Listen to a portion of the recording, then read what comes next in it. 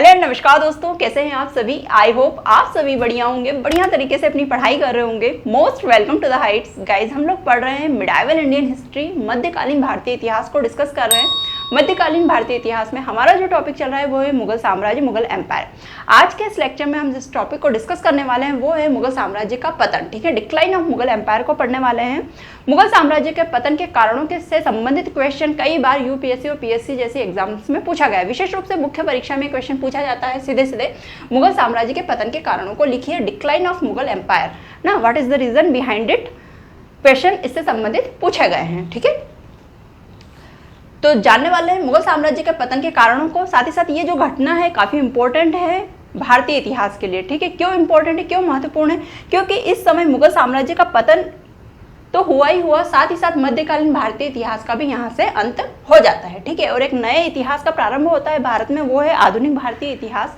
बहुत इंटरेस्टिंग है आधुनिक भारतीय इतिहास। मॉडर्न इंडियन हिस्ट्री काफ़ी इंटरेस्टिंग है और यहाँ से क्वेश्चन भी कई पूछे जाते हैं। यदि पर्सनली मुझसे पूछा जाए कि हिस्ट्री का कौन सा पार्ट आपको सबसे ज़्यादा अच्छा लगता है, तो मुझे आधुनिक भारतीय इतिहास बहुत ज़्यादा पसंद है। आप लोगों को भी काफ़ी इंटरेस्टिंग लगेगा, उसके पढ़ने का मजा ही अलग है।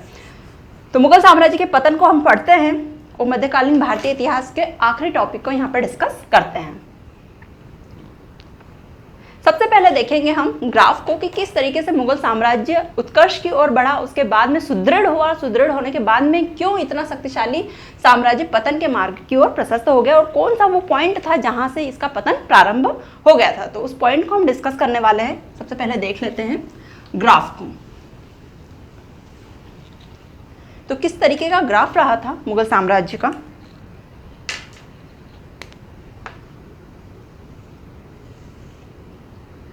तो कुछ इस तरीके से मुगल साम्राज्य की शुरुआत होती है, फिर ये थोड़ा मध्य में डिक्लाइन होता है, फिर ये अग्रसर होता है, सुदृढ़ होता है और अचानक से फिर डिक्लाइन या फिर पतन के मार्ग की ओर प्रशस्त होता है। ठीक है,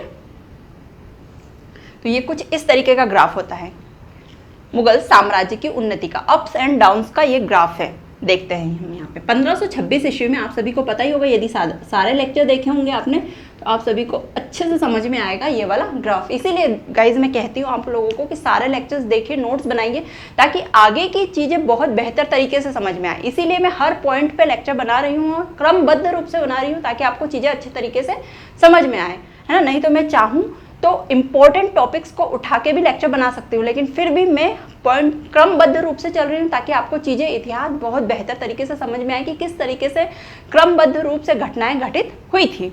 तो 1526 ईस्वी में बाबर के द्वारा मुगल वंश की स्थापना की जाती है। ठीक है, मुगल वंश की स्थापना, ये जो पॉइंट है थोड़ा सा वीक हुआ था। यहाँ पे हुमायूं का शासन चला था, थोड़ा सा हुमायूं को स्ट्रगल करना पड़ा था, थोड़ा नहीं बहुत कुछ संघर्ष करना पड़ा था अपने साम्राज्य को जमा रखने के लिए, वैसा का वैसा रखने के लिए थोड़ा स्ट्रगल करना पड़ा था हुमायूं को। उसके बाद में शासक आते हैं अकबर।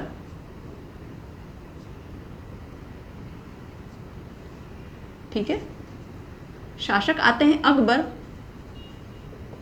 जो कि मुगल वंश को, मुगल एक साम्राज्य का रूप देते हैं, एक साम्राज्य का निर्माण करते हैं। यहाँ पे मुगल साम्राज्य का निर्माण करते हैं। अकबर का बहुत बड़ा रोल है मुगल वंश को एक साम्राज्य का रूप देने में।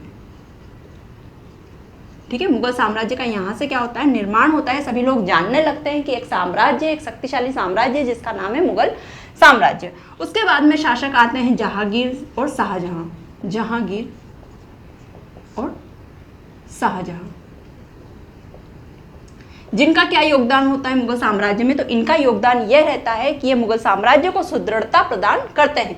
मुगल साम्राज्य की स्थापना कौन करता है, अकबर करता है। साम्राज्य का रूप कौन देता है, अकबर देता है। लेकिन इस साम्राज्य को सुदृढ़ जहांगीर और शाहजहां भी करते हैं अपने कार्यों के बल पर। ठीक है, उसके बाद में आता है औरंगजेब का शासन। इस पॉइंट पे औरंगजेब आते हैं, औरंगजेब भी मुगल साम्राज्य को संभालते हैं, यहाँ पर शासन करते हैं 1707 ईस्वी तक। उसके बाद में औरंगजेब की कुछ नीतियां और अयोग्य उत्तराधिकारियों के कारण मुगल साम्राज्य का पतन जारी हो जाता है, मुगल साम्राज्य के पतन का मार्ग प्रशस्त हो जाता है। तो यहां से चालू होता है मुगल साम्राज्य के पतन का मार्ग। मुगल साम्राज्य के पतन का मार्ग प्रशस्त होता है। ठीक है, तो इस तरीके से कुछ अप्स एंड डाउन्स रहे थे मुगल साम्राज्य के। क्या देखते हैं हम देखते हैं 1526 ईस्वी में बाबर के द्वारा मुगल वंश की स्थापना की जाती है। उसके बाद में हुमायूं शासन संभालते हैं मुगल साम्राज्य का। बहुत सारा स्ट्रगल करना पड़ता है हुमायूं को, बहुत सारा संघर्ष होता है हुमायूं का। उसके बाद में अकबर शासक बनते हैं मुगल साम्राज्य के और मुगल साम्राज्य को एक अच्छे मुकाम तक लेकर जाते हैं, उसे उत्कर्ष बनाते हैं, मुगल साम्राज्य को पावरफुल बनाते हैं, शक्तिशाली बनाते हैं अकबर। और उसके बाद में शासक होते हैं जहांगीर और शाहजहां, जो कि मुगल साम्राज्य को सुदृढ़ता प्रदान करते हैं अपने कार्यों के बल पर। फिर आते हैं शासक औरंगजेब। औरंगजेब के समय कुछ नीतियां ऐसी थी जिससे लोग काफ़ी निराश हो गए थे, काफ़ी हताश हो गए थे और यहाँ से मार्ग प्रशस्त हो जाता है मुगल साम्राज्य के पतन का। ठीक है, औरंगजेब के बाद में मुगल साम्राज्य के जितने भी शासक आते हैं, जितने भी उत्तराधिकारी आते हैं, वो अयोग्य सिद्ध होते हैं और धीरे धीरे मुगल साम्राज्य पतन के मार्ग की ओर प्रशस्त हो जाता है। तो ये रीजन था दोस्तों, और यहाँ से मध्यकालीन भारतीय इतिहास की शुरुआत होती है। और इस पॉइंट से औरंगजेब के बाद में मध्यकालीन भारतीय इतिहास का यहाँ से अंत हो जाता है और आधुनिक भारतीय इतिहास की शुरुआत हो जाती है। तो भारतीय इतिहास के लिए भी ये एक महत्वपूर्ण घटना है। ठीक है, तो ये पॉइंट भी लिखेंगे आप कि यहाँ से क्या होता है, यहाँ से मध्यकालीन भारतीय इतिहास का अंत होता है। भारतीय इतिहास का अंत। और मध्यकालीन भारतीय इतिहास मिडाइवल इंडियन हिस्ट्री का अंत होता है, लेकिन मॉडर्न इंडियन हिस्ट्री आधुनिक भारतीय इतिहास की यहाँ से क्या हो जाती है, शुरुआत हो जाती है। तो जितने भी उत्तर मुगल काल के शासक है उन्हें हम मॉडर्न इंडियन हिस्ट्री आधुनिक भारतीय इतिहास के अंतर्गत पढ़ेंगे आने वाले समय में। ठीक है, आई होप आपको ग्राफ अच्छे से समझ में आ गया होगा। पूरा ग्राफ बना लीजिए ताकि चीज़ें बेहतर तरीके से आपको समझ में आए कि कहाँ कौन सा ऐसा पॉइंट था जहाँ से मुगल साम्राज्य का पतन का मार्ग प्रशस्त हो गया था। अब हम कारणों को देखते हैं। What is the reason behind it?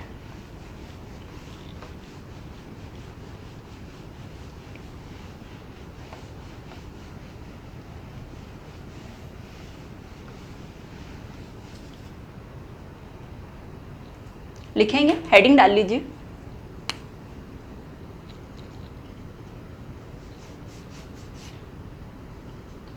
Mughal साम्राज्य के पतन के कारण,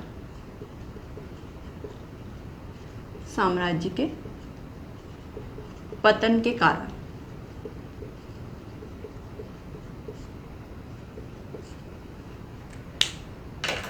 तो पहला कारण, तो मुख्य कारण क्या था, अयोग्य उत्तराधिकारियों का होना। अयोग्य उत्तराधिकारी, अयोग्य उत्तराधिकारी।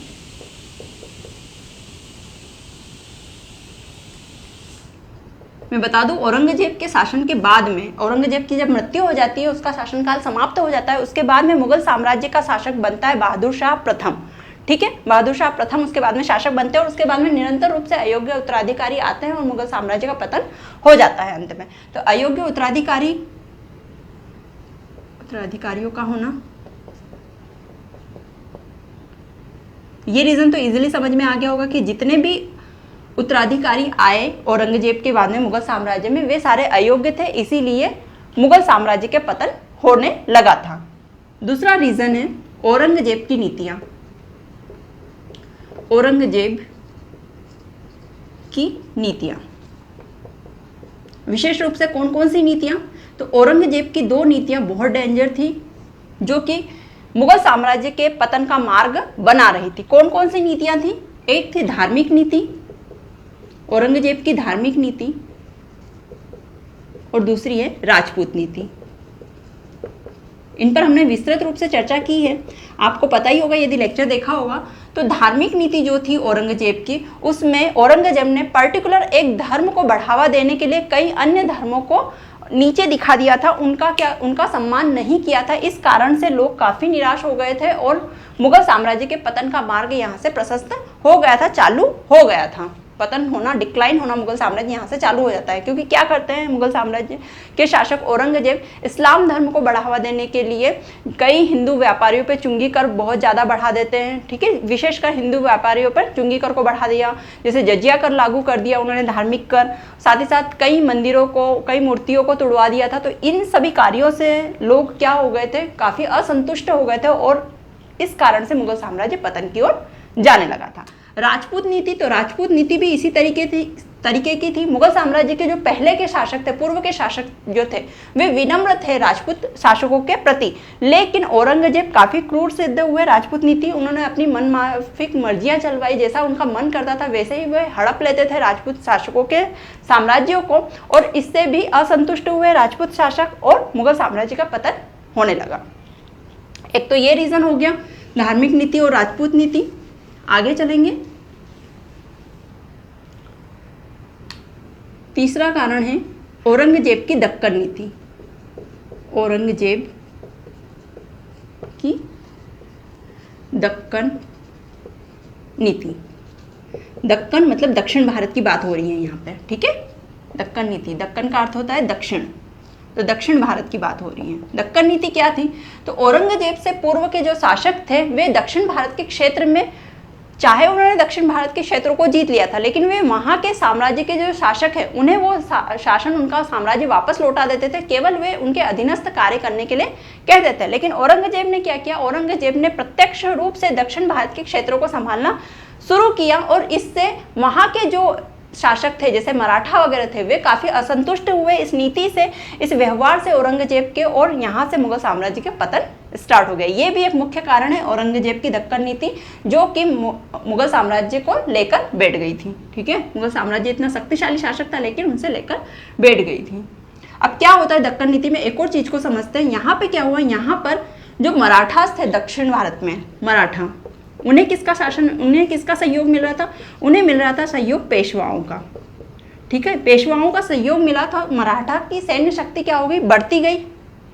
इस रीजन से क्या हुआ, सैन्य शक्ति बढ़ती गई मराठाओं की जब पेशवाओं का साथ मिलने लगा। लेकिन इसके विपरीत औरंगजेब की दक्षिण भारत की जो सेना थी वो क्या हो गई, वो डिक्लाइन होने लगी, उनका पतन होने लगा, वो दुर्बल होने लगी। इसके विपरीत औरंगजेब की सैन्य शक्ति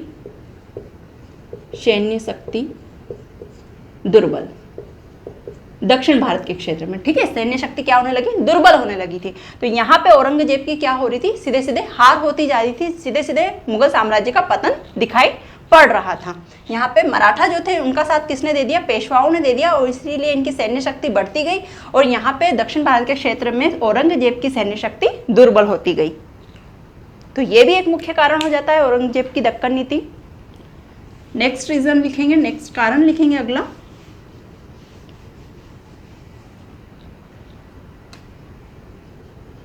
मुगल दरबार में अमीरों का बढ़ता प्रभाव, अमीरों का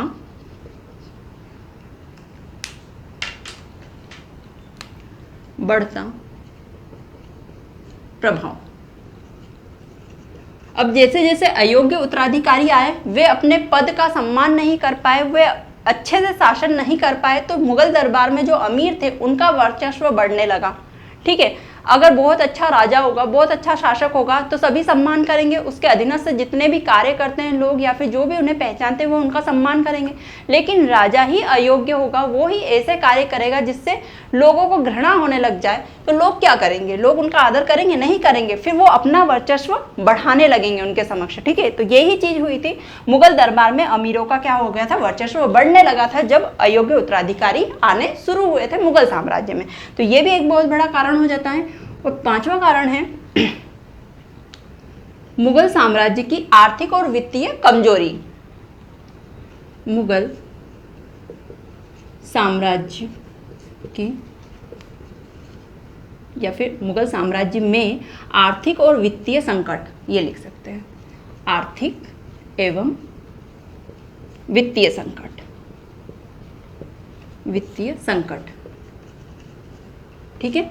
तो आर्थिक रूप से और वित्तीय रूप से भी मुगल साम्राज्य क्या हो रहा था, कमजोर हो रही थी उसकी स्थिति, आर्थिक स्थिति भी कमजोर हो रही थी मुगल साम्राज्य की। तो ये भी एक बहुत बड़ा कारण था मुगल साम्राज्य के पतन का। तो ये मुख्य कारण है, इन मुख्य कारणों को आप विस्तृत रूप से भी लिख सकते हैं।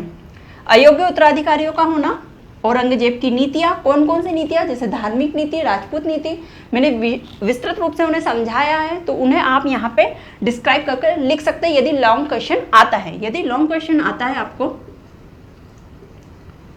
तो आप उसमें क्या लिखेंगे, ये हेडिंग डालेंगे, हेडिंग के बाद में उससे समझाएंगे उन चीज़ों को। तो औरंगजेब की नीतियों में यहाँ पे आप धार्मिक नीति और राजपूत नीति को बता देंगे और उसके माध्यम से बता देंगे कि ये मुगल साम्राज्य के पतन का एक कारण बना। औरंगजेब की दक्कन नीति को आप बता सकते हैं, जिसमें मराठा के साथ में जो विरोध हुआ था या विद्रोह हुआ था, मराठाओं का विद्रोह हुआ था, उसे आप यहाँ पे बता सकते हैं दक्कन नीति में। मुगल दरबार में अमीरों के प्रभाव का बढ़ना, ये भी एक महत्वपूर्ण कारण था मुगल साम्राज्य के पतन के बारे में। मुगल साम्राज्य की आर्थिक स्थिति का संकट में आना, आर्थिक स्थिति का बिगड़ना भी मुगल साम्राज्य के पतन का एक मुख्य कारण था। तो ये सारे रीजंस थे जिससे मुगल साम्राज्य पतन की ओर गया। गाइज, ये मध्यकालीन भारतीय इतिहास का हमारा आखिरी टॉपिक था। अब हम पढ़ने वाले हैं आगे के लेक्चर्स में आधुनिक भारतीय इतिहास, जो कि काफ़ी इंपॉर्टेंट है। पर्सनली मुझे काफ़ी पसंद है आधुनिक भारतीय इतिहास और एग्जामिनर को भी काफ़ी पसंद है, वहाँ से कई क्वेश्चंस आते हैं। आधुनिक भारतीय इतिहास क्यों इंपॉर्टेंट है हमारे लिए? क्योंकि वो एक संघर्ष की कहानी है, भारत के संघर्ष की कहानी है। बहुत कुछ सीखने को मिलेगा हमें वहाँ पर, साथ ही साथ क्वेश्चन भी हमारे बन जाएंगे। क्वेश्चन भी काफ़ी इंपॉर्टेंट है जो कि वहाँ एग्जाम में पूछे जाते हैं। तो बहुत बेहतरीन तरीके से हम आधुनिक भारतीय इतिहास को पढ़ने वाले हैं। चैनल के साथ में इसी तरीके से जुड़े रहिएगा। लेक्चर्स अच्छे लगे तो लाइक कीजिएगा, चैनल को सब्सक्राइब भी कीजिएगा यदि आप चैनल पर पहली बार आए हैं, और यदि अब तक सब्सक्राइब नहीं किया तो प्लीज़ कर लीजिए। काफ़ी इंपॉर्टेंट चैनल है ये, आप लोगों की स्टडी में काफ़ी हेल्प करेगा। मिलते हैं नेक्स्ट लेक्चर में, तब तक के लिए thank you so much and bye bye.